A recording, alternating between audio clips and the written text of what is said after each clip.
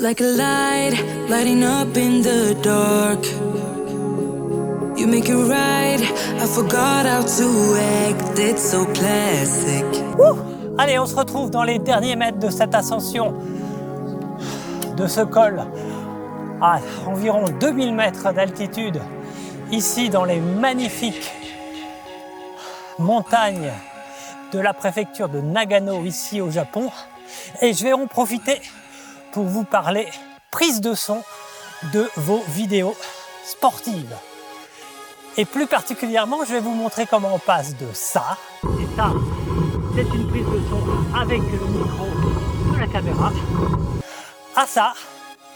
Et ça, c'est un essai avec un micro amélioré, mais aussi avec un traitement software. Donc aujourd'hui, je vous dis tout sur la prise de son de vos vidéos sportives. Allez, c'est parti!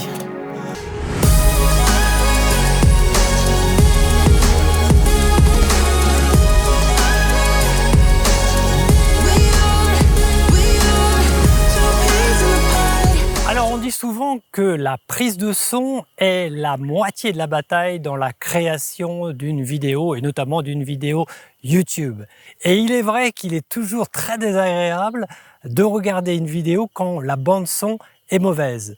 On préfère même regarder une vidéo avec une qualité d'image plus faible, mais le son doit être irréprochable. Alors pour cette chaîne YouTube dédiée notamment au sport extrême, au sport en plein air, mon challenge il est encore plus important puisque je prends effectivement toutes mes bandes son en extérieur et en faisant du sport, donc je n'ai pas le confort d'un studio pour faire l'ensemble des réglages.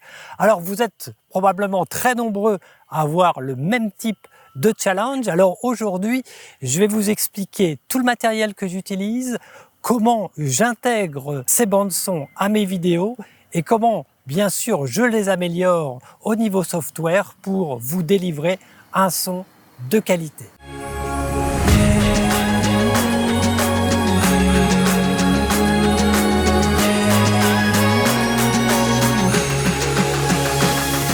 Allez, on se retrouve cette fois en running. Je suis dans un temple juste au moment de la fête de Tanabata. Je vous mettrai un lien pour vous expliquer ce qu'est cette fête traditionnelle au Japon, mais on est ici pour parler prise de son. En running comme en cyclisme, bien sûr, la prise de son est essentielle et vous pouvez bien sûr toujours compter sur le micro de votre caméra intégrée comme votre iPhone ou votre GoPro.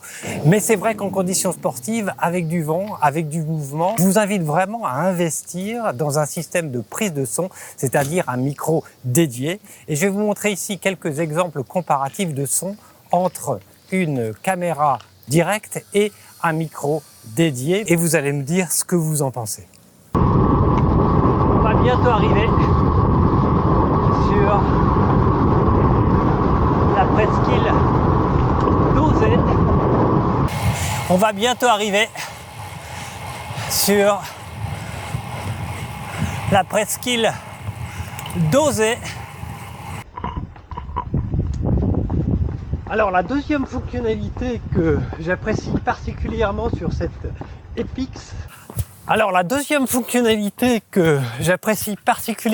cette Epix, alors je pense qu'après ces comparatifs de son, vous avez été convaincu de l'intérêt d'utiliser un micro dédié. Et pour ma part, quand j'ai commencé les vidéos YouTube, je me suis orienté vers un système filaire qui m'avait été recommandé par une chaîne cycliste Ride in Japan, dont je vous mettrai ici le lien de la vidéo. Ce système, c'est le Tasmac 10L, DR10L, qui est un petit système très peu coûteux, mais de qualité professionnelle, qui donne vraiment une prise de son de qualité, mais qui a le problème d'être filaire. C'est-à-dire que vous avez besoin d'avoir un fil entre votre micro et l'enregistreur, ce qui pose forcément problème lorsque vous êtes en activité sportive. Et donc j'ai récemment opté pour un autre système qui est un système non filaire, le système de DJI, le DJI Mic, comme vous le voyez ici, qui est un système qui me donne complètement satisfaction, d'abord en termes d'autonomie, de 5 à 6 heures de prise de son, mais aussi de facilité d'utilisation, très facile à emporter, très facile à connecter, et enfin, bien sûr, en termes de qualité de son, et c'est sur ce micro que j'enregistre désormais toutes mes vidéos. Alors maintenant qu'on a fait quelques prises de vue et prises de son, on va retourner devant l'ordinateur et je vais vous montrer maintenant comment j'intègre les bandes son à mes vidéos, mais surtout, je vais vous montrer les différentes settings que j'utilise dans Adobe Premiere Pro pour en améliorer la qualité. Et en fin de vidéo, je vais vous montrer un site gratuit qui utilise l'intelligence artificielle pour transformer toute bande son en une bande son de qualité. Et vous allez voir, c'est assez bluffant. Alors, c'est parti et je lance maintenant Adobe Premiere Pro. Allez, donc j'ai déjà mis une vidéo avec sa bande son sur ma timeline et je vais vous faire écouter d'abord ce que ça donne avec le son du DJI Mic sans traitement. Alors on dit souvent que la prise de son est la moitié de la bataille dans la... Alors on voit déjà qu'on a toujours un son de qualité relativement bien défini, mais la première chose qu'on peut réaliser, c'est d'abord d'augmenter un petit peu la matière. Donc on va essayer d'amplifier ce son à son maximum. Et pour ça, donc je vais aller dans Effets, et dans Effets, je vais chercher la fonction Amplify, donc l'amplificateur que je vais déposer sur cette bande son. Et je vais donc jouer avec le gain, donc avec l'amplification pour augmenter le son sans aller jusqu'à la saturation.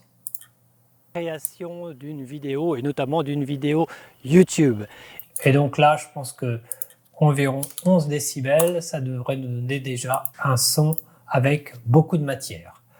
Le deuxième effet que je vous conseille d'utiliser, c'est un effet de denoise, c'est-à-dire qu'on va enlever les sons secondaires sur la bande son. Il faut vraiment faire relativement attention à cette fonction parce qu'elle est très puissante, mais elle va aussi modifier la qualité de votre son. Moi, je l'utilise donc avec parcimonie, entre 10 et 20% maximum.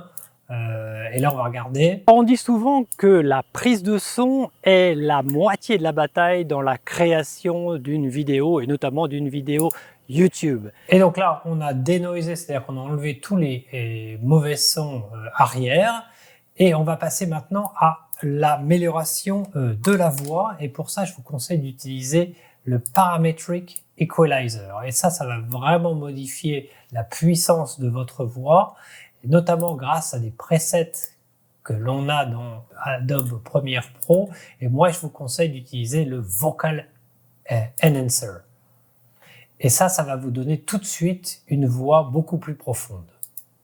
On dit souvent que la prise de son est la moitié de la bataille dans la création.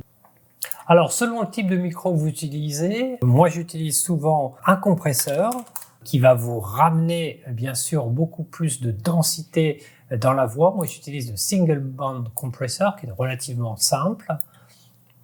Et pour ça, je vais utiliser aussi un preset qui est le preset de Vocal Booster. Mais faites attention parce que ça va modifier aussi le gain. Donc on va ramener un petit peu le gain plus bas et vérifier qu'il n'y a pas trop de saturation. D'une vidéo et notamment d'une vidéo YouTube. Alors le problème bien sûr du compresseur, c'est que ça va bien sûr modifier aussi les fréquences hautes et les fréquences basses. Donc moi je rajoute généralement ensuite encore un Parametric Equalizer ici. Avec le même setting qu'avant, Voice Enhancer, mais ce qu'on va faire, c'est qu'on va modifier grâce à ces deux points. Donc les lows, on va les baisser légèrement et on va rajouter un petit peu de boost sur les highs, comme ça, ce qui devrait donner une voix encore mieux définie. Alors on dit souvent que la prise de son est la... Et le dernier effet que j'utilise, c'est plutôt une sécurité. C'est pour éviter effectivement d'avoir de la saturation. Donc je vais mettre un Hard Limiter, ce qui va en fait automatiquement éviter au son de dépasser une certaine amplitude. Et là, en l'occurrence, je vais couper tous les sons qui sont au-dessus de -1 décibels, ce qui vous évite toute saturation quand vous allez uploader votre vidéo YouTube. Et donc voilà le résultat final. Alors on dit souvent que la prise de son est la moitié de la bataille. Avec vraiment une voix bien définie, une voix grave, mais aussi une voix assez profonde qui est beaucoup plus agréable à écouter par votre auditoire. Donc voilà, en quelques clics, comment on peut utiliser les différents effets de Adobe Premiere Pro pour améliorer la qualité de la bande sonore, notamment de la voix, pour vos vidéos YouTube. Bon, néanmoins, pour ceux d'entre vous qui n'ont pas forcément le temps ou la volonté de faire ces settings, ou pour ceux qui n'ont pas Adobe Premiere Pro, eh bien maintenant je vais vous montrer un site internet gratuit qui utilise l'intelligence artificielle et qui va transformer toutes vos bandes son, même de très mauvaise qualité, en des bandes son exploitables pour vos vidéos. Allez, c'est parti sur ce site qui s'appelle Voice Enhancer de Adobe.